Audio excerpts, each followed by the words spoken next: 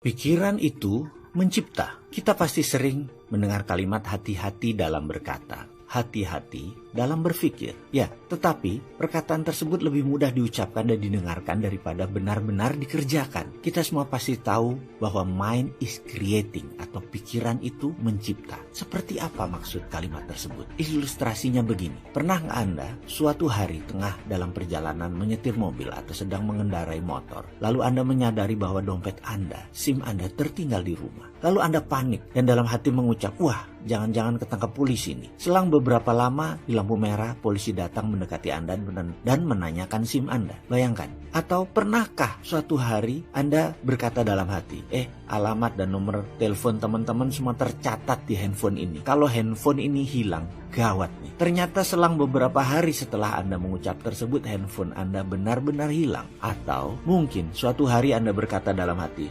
kayaknya ini kunci rumah satu-satunya nih. Atau kayaknya ini kunci mobil cuma satu nih, nggak ada cadangan. Kalau hilang bisa berabe. Besoknya kunci tersebut ketinggalan di dalam mobil dalam keadaan terkunci. Anda bisa bayangkan kenapa hal itu bisa terjadi. Dari cerita-cerita tersebut, kesannya ketika kita mengatakan atau bahkan sekedar memikirkan sebuah kekhawatiran dan ketakutan, kalimat itu seakan memberi getaran ke alam semesta. Pada contoh pertama misalnya, kita memberi sinyal dan menggetarkan dawai di hati polisi. Dan benarlah getaran tersebut direspon oleh Pak Polisi tersebut. Atau satu contoh lagi, apakah Anda pernah memiliki atau sekedar menina bobokan bayi? Getaran dari diri kita terbaca dengan mudah oleh sang bayi. Misalnya, dia di suatu malam, katakanlah jam 2 malam terbangun, kaget dan menangis keras. Kita juga ikut terbangun karena suara tangis sang bayi. Kemudian dia kita gendong. Kita mencoba menenangkannya. Lalu ketika sang bayi kita tenangkan, justru menangisnya lebih keras. Apa efeknya begitu sang bayi menangis lebih keras? Anda pun panik. Dan semakin Anda panik, bayi tersebut menangisnya tambah keras, yang kemudian membuat Anda tambah panik lagi. Jadi solusinya bagaimana? Akan lebih baik jika Anda mencoba menenangkan diri sendiri terlebih dahulu. Beri sang bayi getaran bahagia,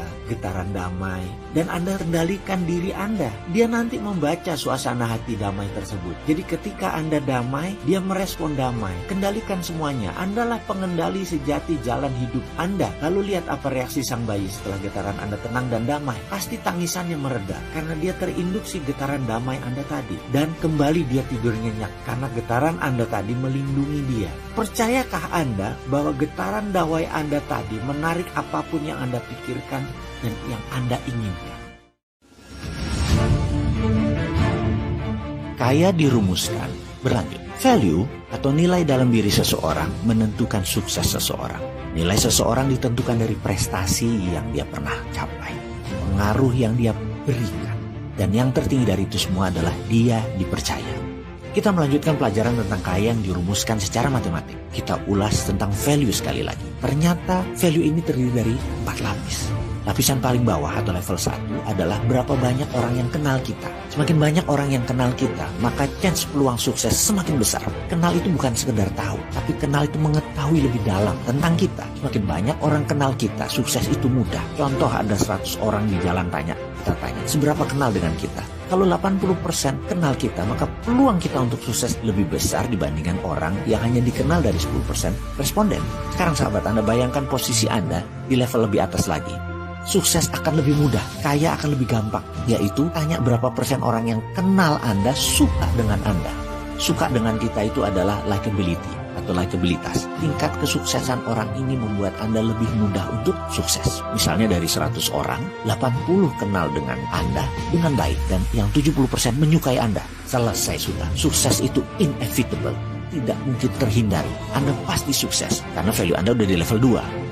Kalau Anda naik satu level lagi yang lebih tinggi, yaitu level 3, kesuksesan itu menjadi kepastian. Kesuksesan itu menjadi di tangan. Di level 3 ini, bahkan tidak mungkin Anda mengalami kesulitan panjang dalam perjalanan hidup Anda. Di level 3 ini, dari orang yang suka Anda, berapa persen yang trust pada Anda, yang percaya pada Anda. Begitu statistik mayoritas percaya Anda pasti sukses, Anda pasti kaya. Itulah kunci dari value atau nilai dalam diri seseorang. Banyak yang kenal Anda, banyak yang suka Anda, dan Anda dipercaya. Bagaimana Anda bisa susah kalau hidupnya di level 3 begini? Dan yang terakhir, di mana Anda tidak mungkin bisa miskin, selalu di level aman. Ini terbukti siapapun di level ini, Anda boleh pensiun kerja, melakukan apapun yang Anda suka, berzikir, ibadah, mengisi hal-hal manfaat yang suka-suka Anda, bahkan boleh Anda diam saja, do nothing. Anda bisa achieve everything. Ini level makrifat yang juga bisa dicapai oleh semua orang. Inilah level 4. Oke. Karena takut kepanjangan, jadi level 4-nya kita lanjut di video berikutnya. Atau bagaimana kalau saya menunggu Anda sudah di level 3?